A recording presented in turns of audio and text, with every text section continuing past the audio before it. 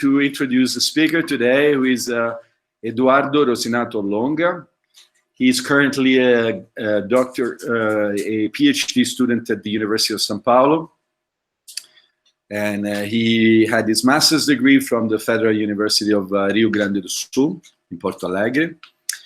And the title of his talk is refers to a work that he did by himself, in fact, and it's entitled Sharp Systolic Inequalities for Three Manifolds with Boundaries. So let's welcome Eduardo, who has about 1 hour to present his material. Okay, thank you, Paul, for the introduction, and thank you for the organizers for this invitation to be here. So the talk I'm going to present today is about the relationship between the systoles of a manifold and the curvature of the manifold. So I will give all the definitions in what follows, but let me give a brief summary of what I'm going to talk today. I'm going to start. I thought of starting really slow and providing the basic concepts for everybody to follow really easily the beginning of the talk, and hopefully the rest of the talk too. But I'm going to talk about closed minimal surfaces from the variational point of view, and then I'll switch to the boundary case where the surfaces have a boundary, and I'll give a few words about the free boundary minimal surfaces. Then I will give you the definitions, or recall the definition of systoles and manifolds, and present some famous inequalities relating to systoles and other geometrical quantities on surfaces and manifolds of higher dimensions. Then I'll finally present the results I obtained for systoles in three manifolds with boundary.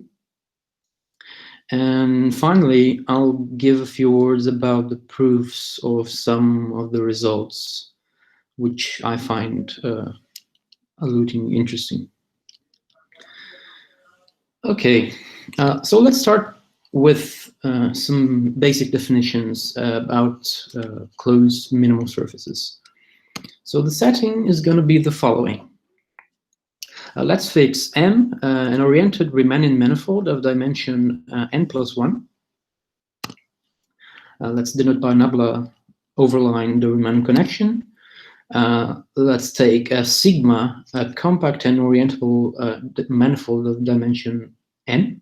So this is going to be a hypersurface in M through an immersion, which I denote by phi. Let's take an n, a unit normal along phi, and sometimes in the talk I will switch between saying that sigma is a hypersurface instead of relating to phi being the immersion of a smooth compact orientable n manifold inside n+1. So let me recall the definition of a very important geometric tensor, which is called the shape operator of sigma, or of the immersion, if you want. So you take it's denoted by a sigma, and it's just the derivative of the normal vector field along a given direction v. And in this formula here, we are identifying the tangent spaces of sigma and its image by phi via the differential of the immersion. Are you assuming, Eduardo, sorry, are you assuming that n is unitary? Yeah, it's unit tangent vector field. Yes, normal. Okay. The mean curvature of sigma, or if you want the mean curvature of the immersion to be more precise, is just the trace of this linear map. So it's just the sum of the eigenvalues, which are called the principal curvatures of sigma. This shows you how sigma is bended inside M. So these are really well known, but we can say more things about the mean curvature of the vanishing of a mean curvature of a surface in terms of a variational approach. So let me show you this, which is also well known, but I like this approach, so I'm going to present it to you. We say that a variation of this immersion is a smooth map from sigma times a small interval into M, such that each individual map, which is the restriction to a slice, is an immersion, and the phi 0 is equal to phi. So this is just a way of saying that sigma is being deformed through phi, capital Phi, inside M. This is a one-parameter family of immersions, which is deforming the original one. And we say that the variational vector field is just this derivative of capital Phi at time t equal to 0, which says intuitively that this is the direction along which sigma is being deformed infinitesimally at time equal t equals to 0. When this variational vector field is a multiple of the normal, or in other words, when the sigma is being deformed in the normal direction, then we call phi a normal variation. And for any variation, we can associate an area functional, which is just the area. For example, A of t is the area of sigma t in the metric induced by phi t. So this measures the area of the perturbed surfaces with time. So we can say we can be very precise about the derivative of this area functional at time equal to 0, and this is given by an integral of exactly the mean curvature which I presented before, and the normal component of the variational vector field. This is very well known, and this is good because we can say that if a critical point, if sigma is a critical point of the area for every variation of the immersion, we call this immersion a minimal immersion. And by the fundamental lemma of the calculus of variation, this means precisely that the mean curvature vanishes. So this is a good point of view for viewing minimal surfaces as critical points of a specific functional. Okay. We also have a formula for the second derivative at time equal t equals to 0, or of the area functional associated now to a normal variation. This is given by the integral of f times the Jacobi operator of f. And the Jacobi operator of f encodes the geometry of the ambient and of the hypersurface. It's got a relationship with the Ricci curvature of the ambient manifold in the normal direction, and the second fundamental form, or the shape operator if you want, the square norm of the shape operator sigma, and the intrinsic Laplacian. So this is also well known, and we say that this minimal immersion is stable whenever the second variation for the area function is non-negative, which intuitively means that sigma, the variation, the surface is not decreasing area up to second order when perturbed. So this is the setting for closed minimal surfaces. So I'm going to talk a little bit about free boundary minimal surfaces now, which is the situation where the surfaces have a non-empty boundary, and in the ambient manifold, which also has a non-empty boundary. So let me show you the setting for this part. So we take again, M is an oriented manifold, but now it has a boundary, okay?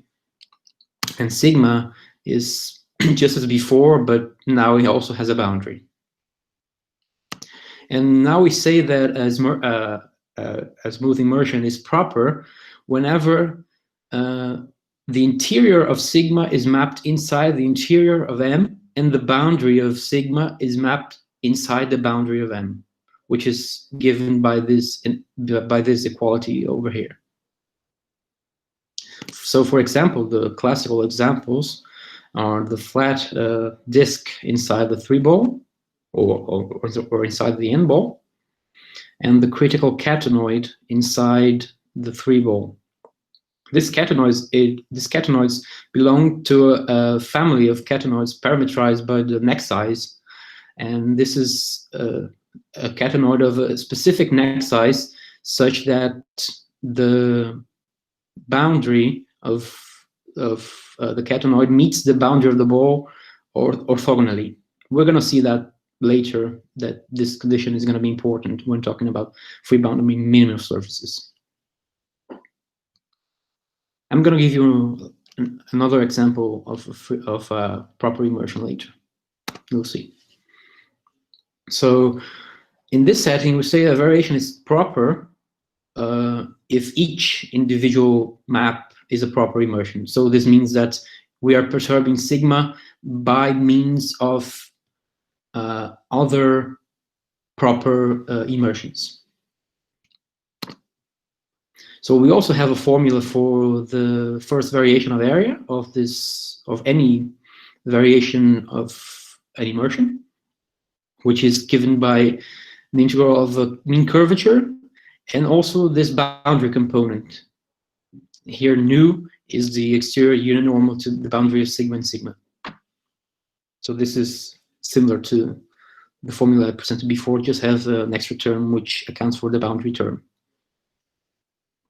And as before, we say that sigma, or phi, if you want, is free boundary minimal surface, or free boundary minimal immersion, if it's a critical point of this area functional.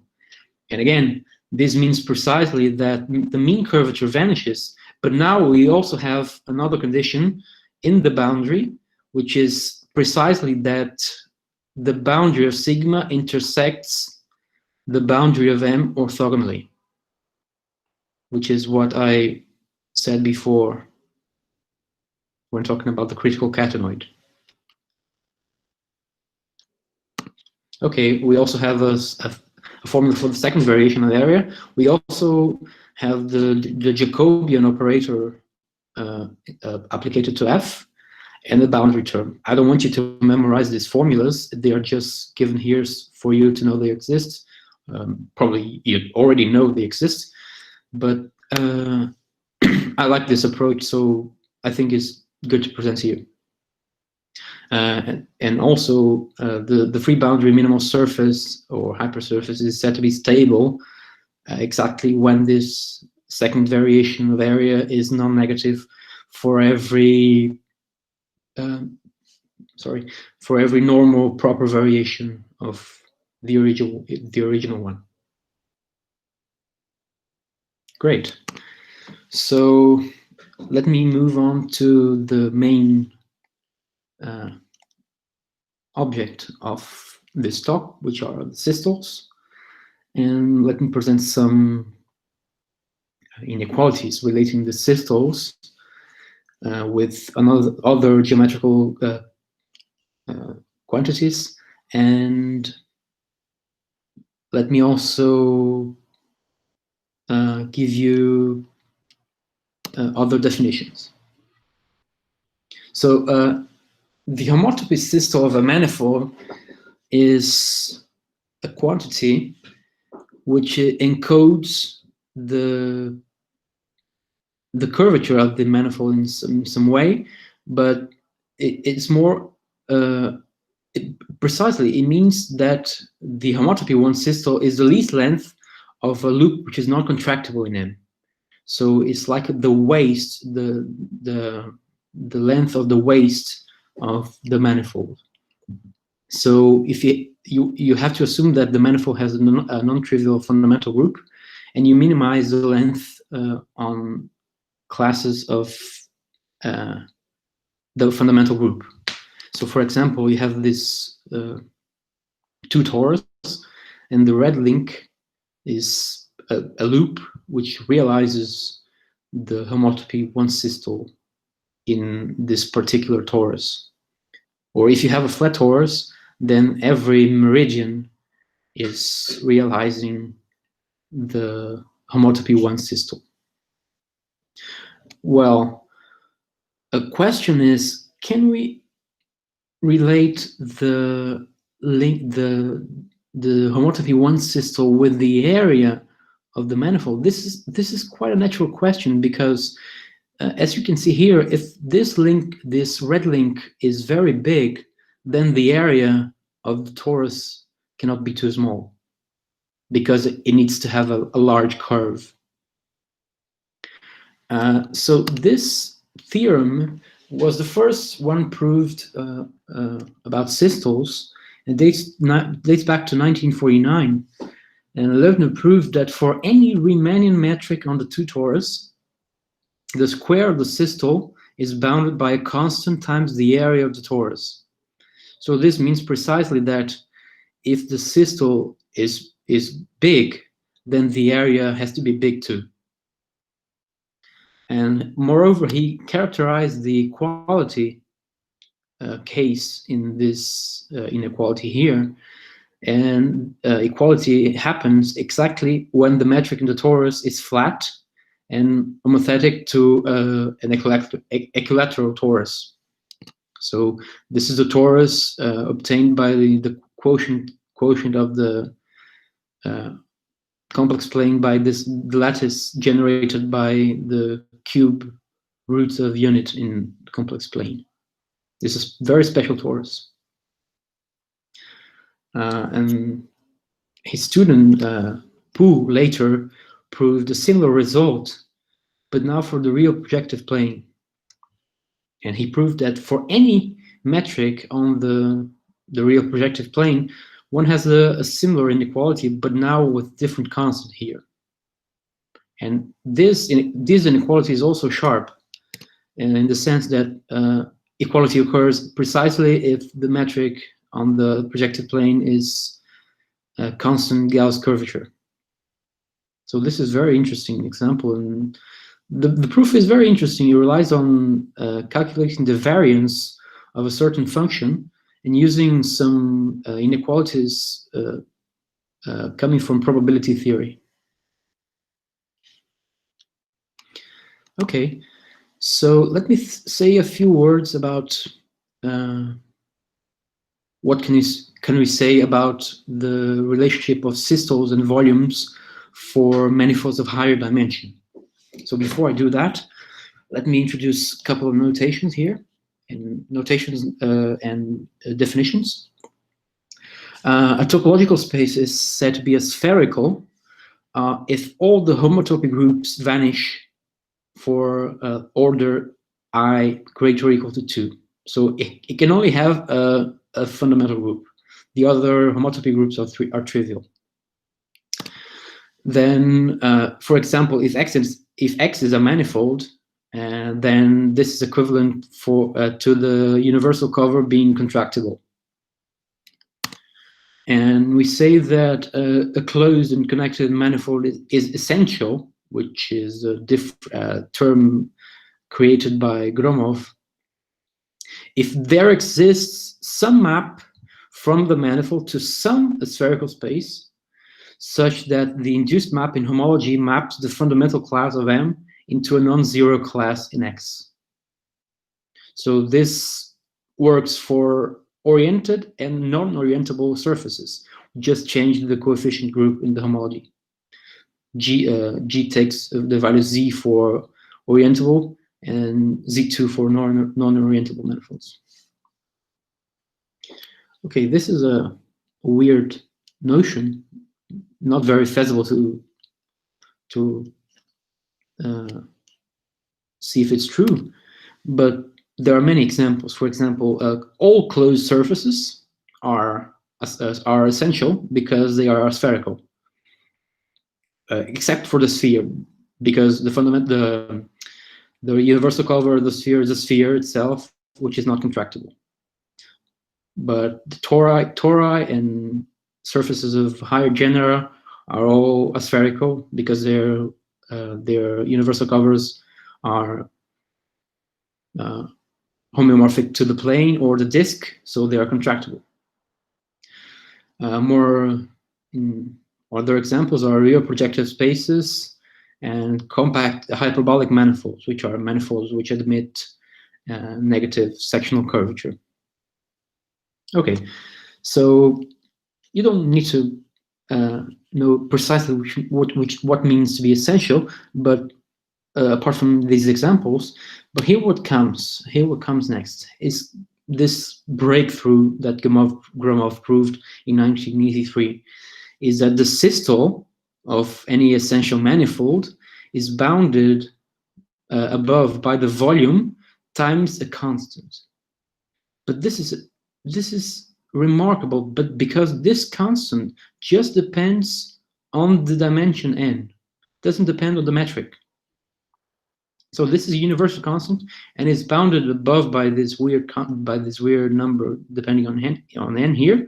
And recently, it has been shown that this constant can be bounded by a linear function on n instead of this enormous number here, which is also interesting. So this was a breakthrough in the theory of systoles, and from this point on, this concept gained much more attention in the mathematical community.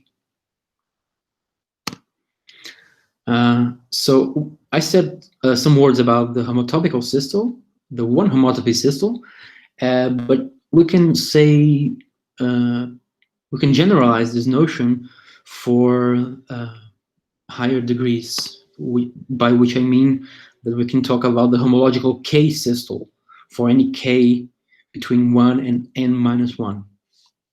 What is this number? It's the least, say, k volume of a closed k-dimensional submanifold, which is non-trivial in homology. So to be more precise, if you want, we denote it by sys k of m. This is the infimum of the house of measure of dimension k of all closed k-dimensional submanifolds which are non-trivial in the kth homology of m with integer coefficients. So this looks much more difficult to compute or to establish any relationship with other geometrical quantities, but we're going to see that we can do something in dimension 3 later. So let me state a very basic question, because I introduced minimal surfaces in the beginning of this talk, and now I'm talking about systoles. So what's the relationship between them? And this is not very difficult to see that if the area of some sigma closed hypersurface in M realizes the homological systole n systole of M, then sigma must be a stable minimal hypersurface. Well, it's minimal because it minimizes the area in a homology class, and the homology class is an open set contains an open set of variations. And it's stable because otherwise there would be a test function which we could plug into the second variation formula to obtain a surface with less area, contradicting the minimality of sigma. So sigma must be stable minimal hypersurface. This is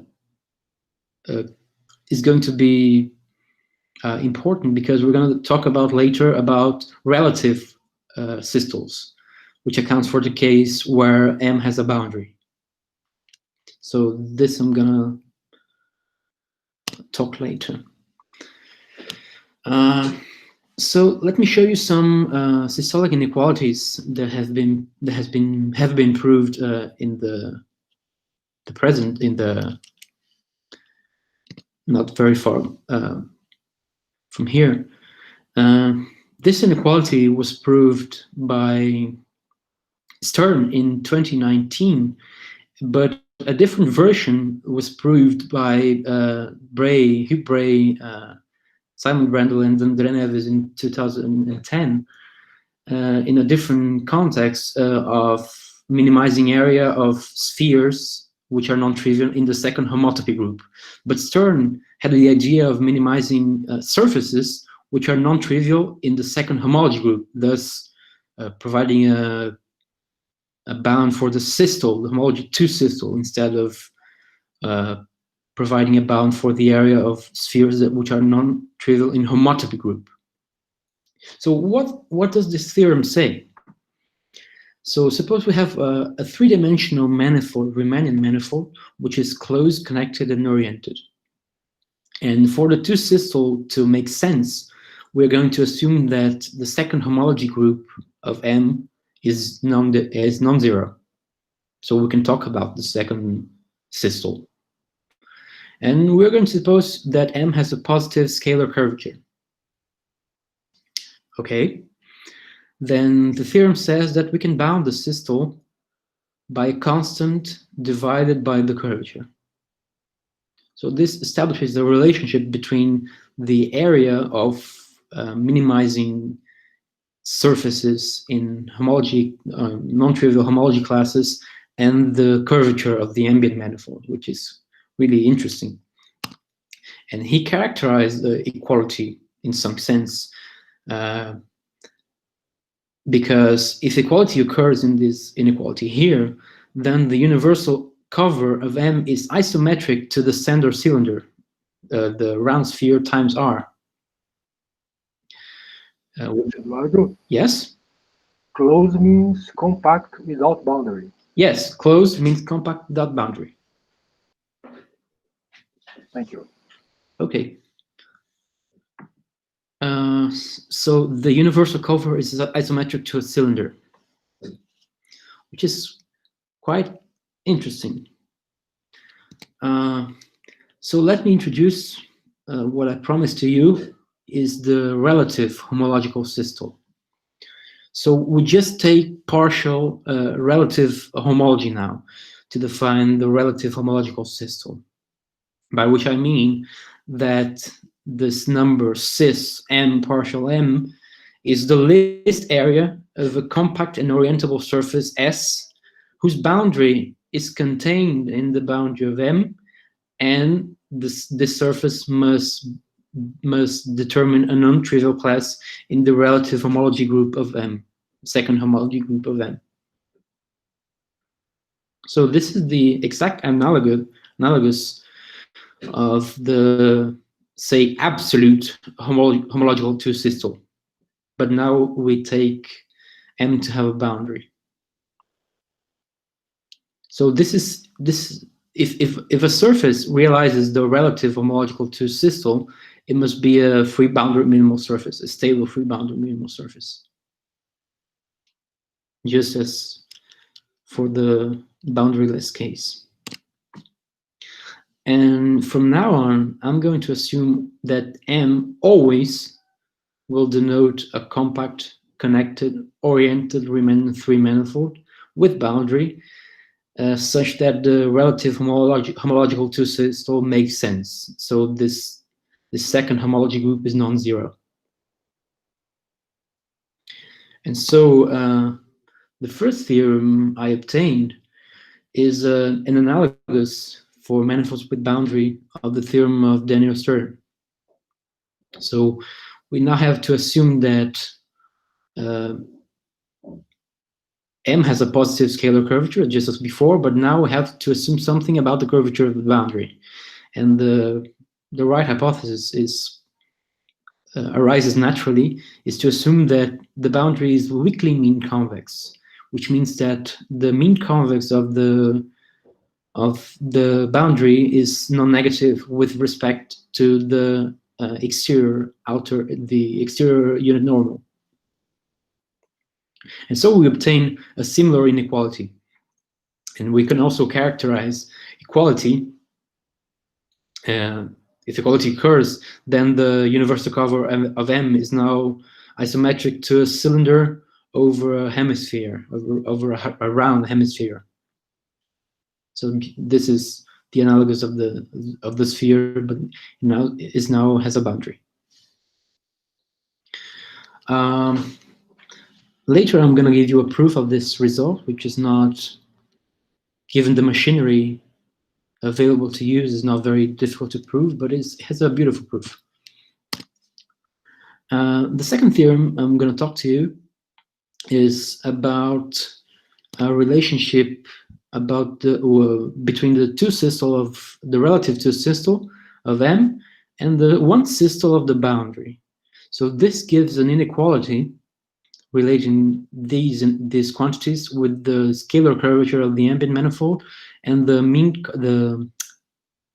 curvature of the boundary. But for this to be true, we have to assume this hypothesis that the connecting homomorphism from this homology group to the homology group to the boundary is injective. I'm going to show you an example later where the situations happen. So we have this inequality, and if equality holds, then the universal cover of M is now isometric to a cylinder over a disk of positive curvature. More precisely, this disk is a geodesic ball of the unit round to sphere up to scaling.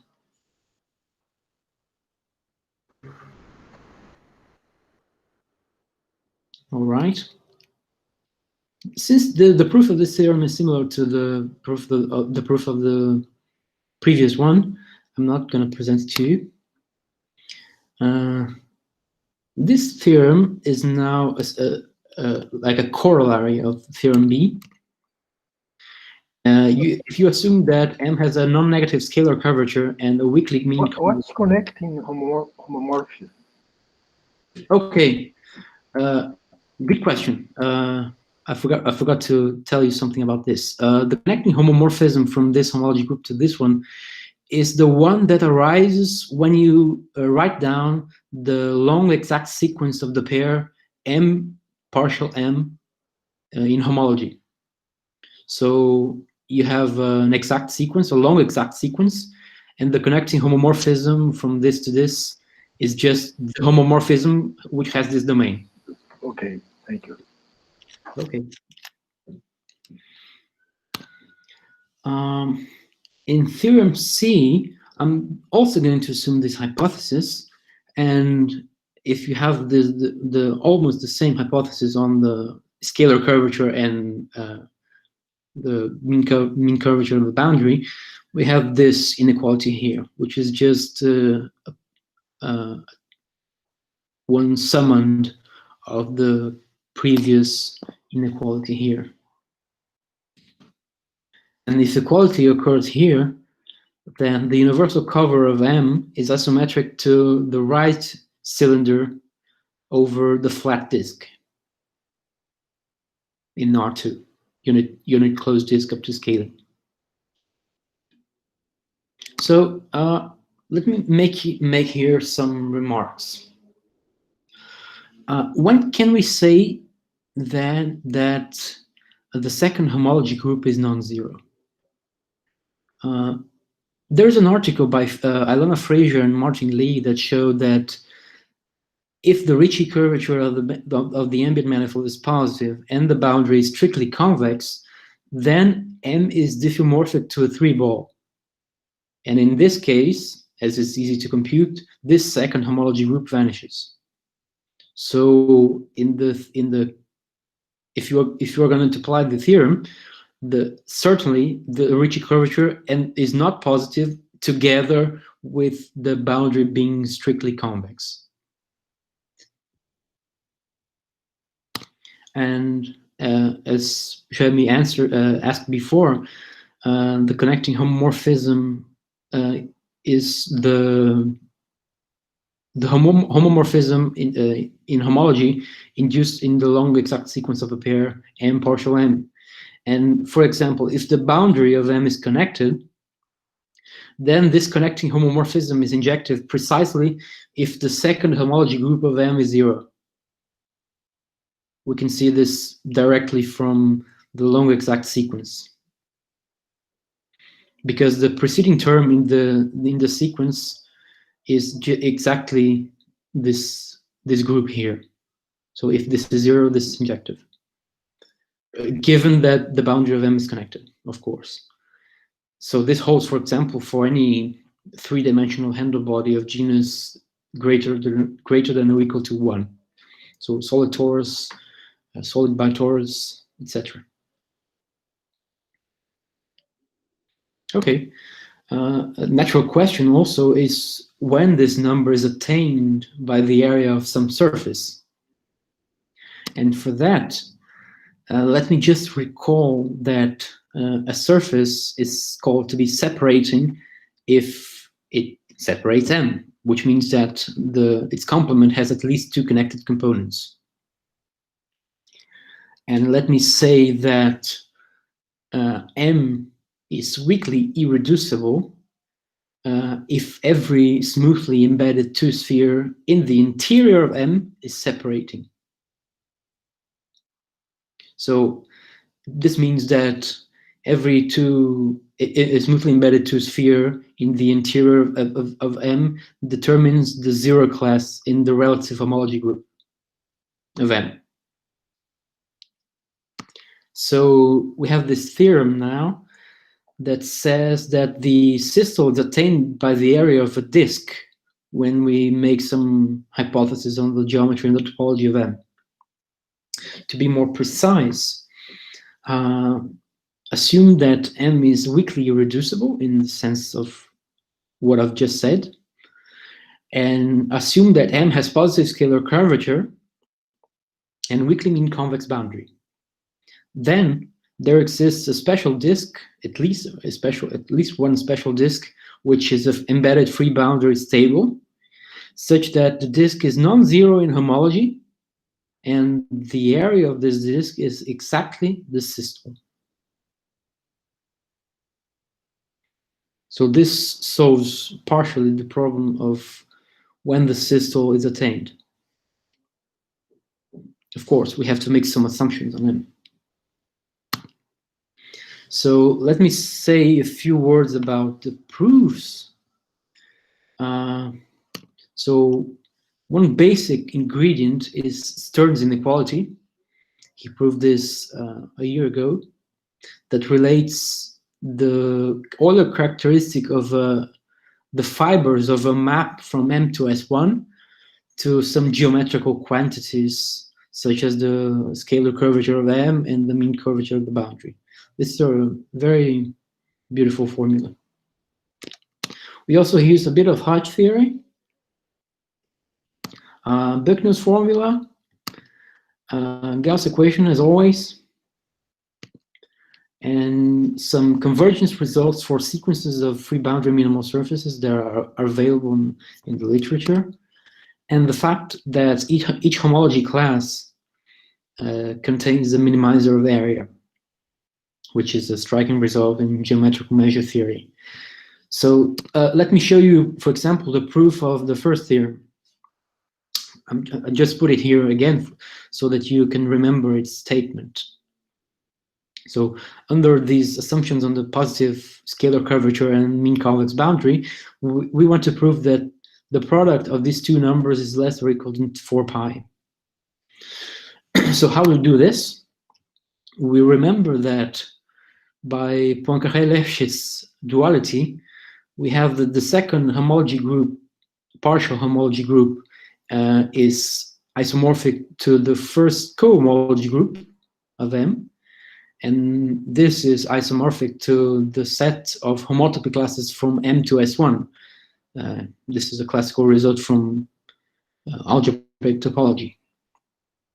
And by Hodge theory, if you fix such a map here, you can see it as a cohomology 1 class, and if you minimize the Dirichlet energy of this cohomology, the L2 norm of this cohomology class, you obtain harmonic representative in this set of homotopy classes. So let's fix such a map. Since this is 0, this map exists. So we apply Stern's inequality, which is this first one. And from the second inequality, we just threw, yes? This U is a harmonic. This U is a harmonic map from M to S1, yes. Yes, harmonic one, okay. minimizes the Dirichlet energy. Yes. So this first inequality is just Stern's inequality, and the second one we just threw out this Hessian term, which is also always positive, and we threw out the mean curvature, which is positive by assumption. So we get this quantity here. So we now need to say something about the area of the level sets, the regular level sets of U. Remember that sigma theta are the level sets of U, regular level sets. So let's fix H to be the pullback of the d theta by U, so that H is a harmonic one form. So this means that it's closed and co-closed. And it satisfies a Neumann boundary condition because it's minimizing on a homotopy class. So if you take any component S of a regular level set of U, you see that it has to be non-trivial in homology, because if you integrate the Hodge dual of H in S, this is a positive number. So in particular, it's non-zero. So since H satisfies the Neumann boundary condition, this means that S is non-trivial in the second relative homology group. So by definition of the systole, we have that, since the systole is the infimum of the areas, we have that the area of any level set, regular level set, is greater or equal than the systole, and just correcting here by the number of components. So we apply this inequality for every component, and appears a multiplicity over here. And also, since sigma theta is a surface with boundary, its Euler each component has Euler characteristic at most 1. So, accounting for multiplicities, the Euler characteristic of the level set is less than or equal to the number of components. So we now put this all together. The first inequality is just what I said about the Euler characteristic. The second is what we have obtained from Stern's formula. And the third one is just the bound for the area in terms of the systole. So we just cancel out this integral term, which is positive, and we get what we wanted, the inequality on the systoles. As for the boundary case, as for the equality case, if we analyze all the previous steps, we conclude that the Hessian of U must be identically equal to 0. The scalar curvature of the ambit must be constant. The boundary of M must be minimal. And each sigma theta is a union of disks of constant positive curvature. So let D be one of these disks. I'm going to show you that the boundary of D is geodesic in D. So how do you do this? We fix T, a unit tangent vector field that is tangent to the boundary of D. And since U satisfies a homogeneous Neumann boundary condition, the gradient of U is tangent to the boundary of M. So that the pair Tn is an orthonormal basis of the tangent space to the boundary. So we can compute the mean curvature of the boundary as the sum of the geodesic curvature of the disk plus this term here. Recalling that the geodesic curvature is given by this product here. Here, x is the outward unit normal to the boundary of M. So this term here is exactly the second fundamental form of the boundary of M in the direction of N. So let's see what this gives to you.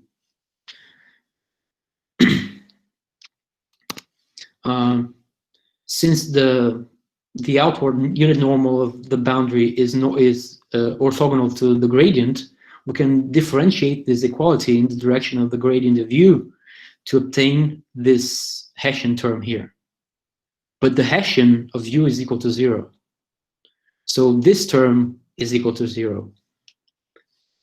And if this term is equal to 0, then the geodesic curvature is equal to 0. So we proved that each of these disks is actually isometric to a hemisphere of a sphere, or of the unit sphere up to scaling. This proves the claim. And now just take the gradient flow of U, which is defined for all times, restricted to one of these disks, and this is a local isometry because the Hessian of U is equal to 0. And you can prove that then it's a covering map, and this concludes the proof because this gives you the cylinder over a hemisphere which covers M isometrically. Okay, finally, let me give you a proof of the theorem of existence of a disk that minimizes area. So I'm just recalling the statement here.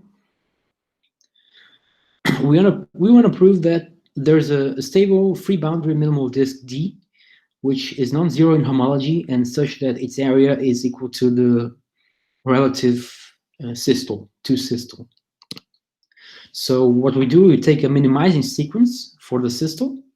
So each sigma is a compact, oriented, embedded minimal knot surface that is non-trivial in homology and whose areas converge to the systole. Now we minimize area in the homology class. Let sigma n star be a minimizer of area in the homology class. This is a very powerful theorem, very difficult to prove, is proven in geometric measure theory. And for those who understand that sigma n star is just the support, actually is the support of an integral relative to cycle, is the support of a current. So by standard results, sigma is actually smooth because we are in low dimensions. Actually, in general dimensions, it may have a singular set, but since we are in dimension 3, it's smooth. And since it minimizes area, it's a stable minimal surface, as I mentioned in the beginning.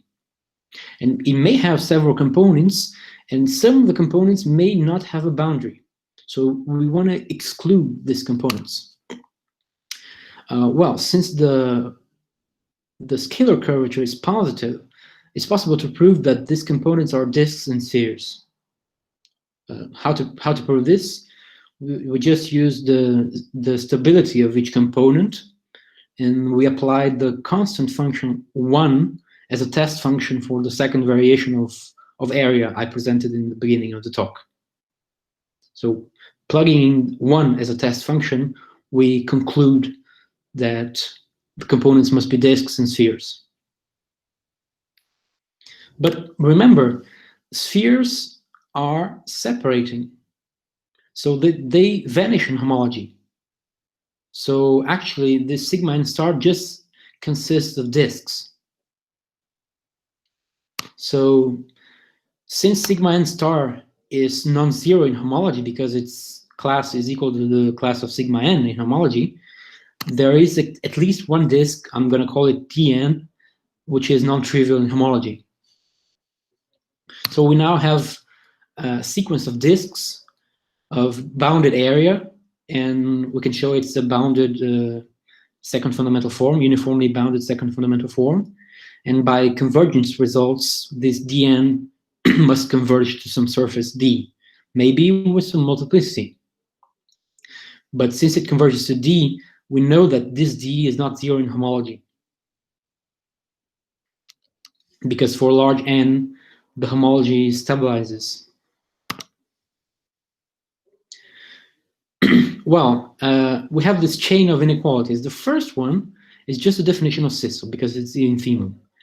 The second one is because Dn is a component of sigma n star. And the third one is because sigma n star minimizes area in the homology class.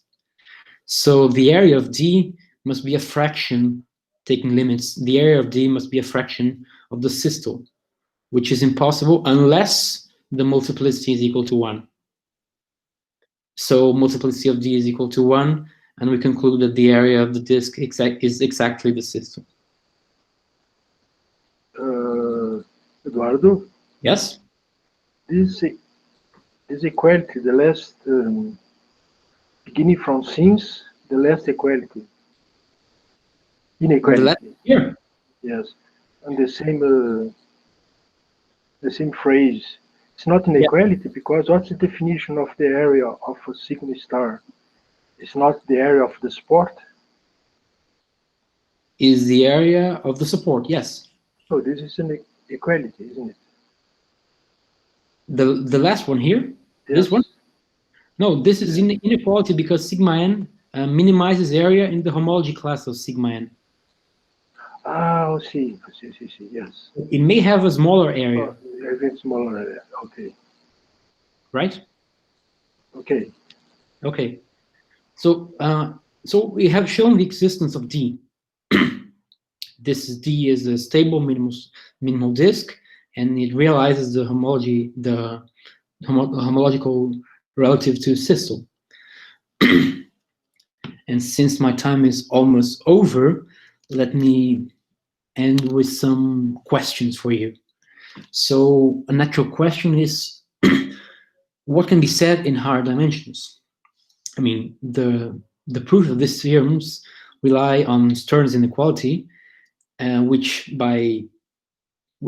itself relies on Gauss-Bonnet theorem. So we have Gauss-Bonnet theorem in higher dimensions, but the integrands are not so easy to calculate as sectional curvatures or surfaces. So it would be interesting to say something, or to ask ourselves if something can be said in higher dimensions. And can we relate the codimension 1 systole of a manifold of higher dimension with the scalar curvature, just as Stern did in his work, for example? Or more generally, can we establish a connection between the scalar curvature of a manifold and the fibers of some distinguished maps from M to S1? For example, in Stern's inequality, he related the geometry of the ambient manifold with the fibers of harmonic maps. But if we are in higher dimension, maybe harmonic is not the right word.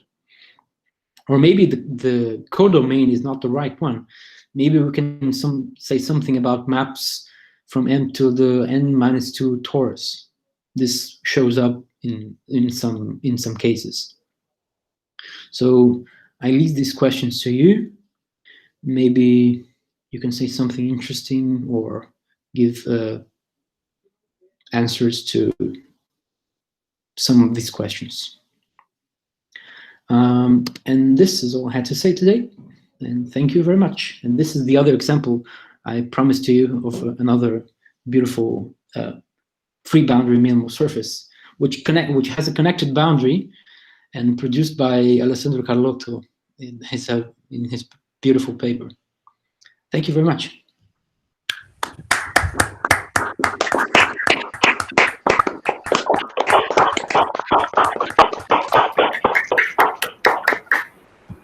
Well, this was a very nice talk, and I would like to invite anybody who has a question to ask a question directly to Eduardo. Would anybody like further explanations? May I have one question? Yes, please. Lá vem.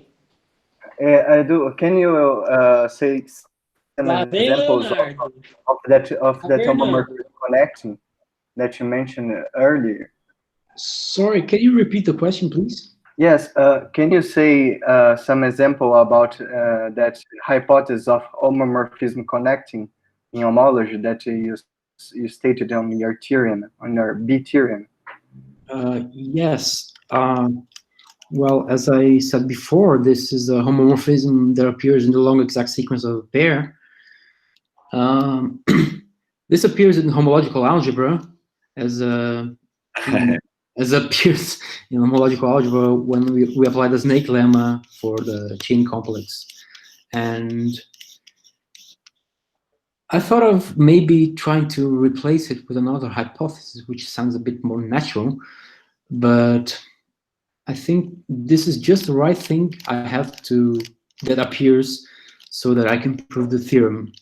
The point is for me to where I use this hypothesis, I use to show that if a level set of U is non-trivial in homology, then its boundary is also non-trivial in the homology of the boundary.